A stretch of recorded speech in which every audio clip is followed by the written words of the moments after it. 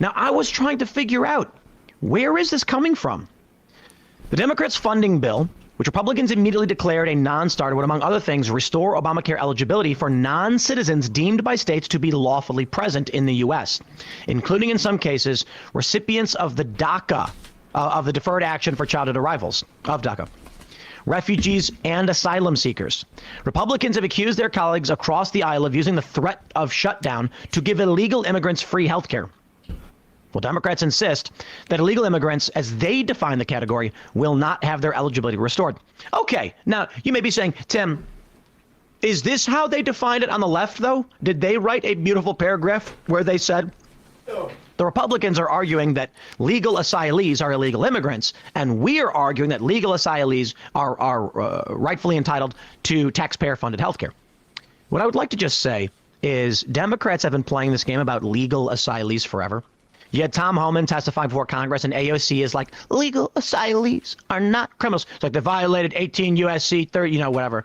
And then he's like, illegally enter the country. This is not how you seek asylum. So the Republicans are saying they've exploited our laws.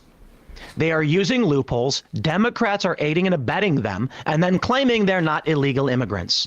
So when Republicans say illegal immigrants, I'm sorry, asylum seekers who cross the border illegally don't just lose illegal immigrant status because they asked to stay. Duh. Refugees is the exact same thing as asylum seekers. The amount of stupidity in this, like, he can't even get the talking points straight. It's fascinating. First off,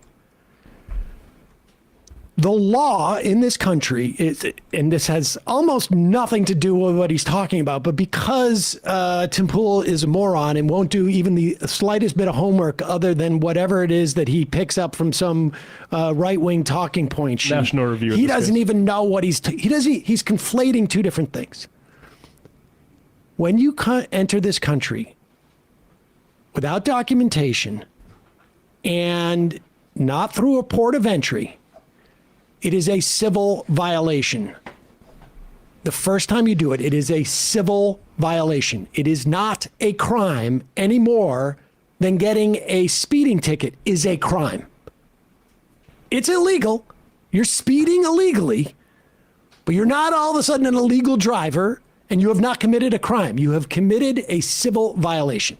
That's A. B, as far as asylum, we have asylum laws in this country. There are international asylum laws. And the law is when you step into this country, regardless of how you go about getting into this country, if you are approached by an immigration official or anybody else for that matter and say, I seek asylum, there are specific things that have to happen in terms of processing it. Now, those laws have been sort of manipulated and changed a little bit. That may be the case. But if you are seeking asylum, there is a process that you go to that is afforded by law. The provisions he's talking about for Medicaid, which have nothing to do with the other stuff that he's conflated here when he talks about DACA and whatnot, those provisions were written during the Reagan era. They were reauthorized in terms of who is eligible for Medicare and Medicaid, specifically in ER situations.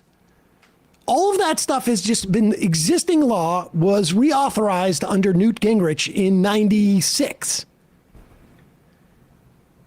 When we talk about expanding Medicaid under the ACA, it is a dollar classification, how much income you make.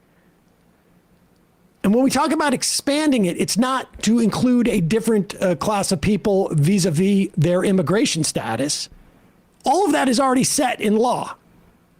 Nobody's rewriting that law. It is dollar figures. So if you make up to 400% of the poverty line, you get a certain amount of subsidy. All those subsidies and that extensions, that a lot of that happened during the COVID era, is about to go away. On top of the increase in premiums, on top of the Medicaid contraction that happened under the big, beautiful bill that insurance companies are anticipating, on top of the $500 billion that's going to be cut from Medicare under a sequestration if we ever get to the point of having a budget. So That is what this is about.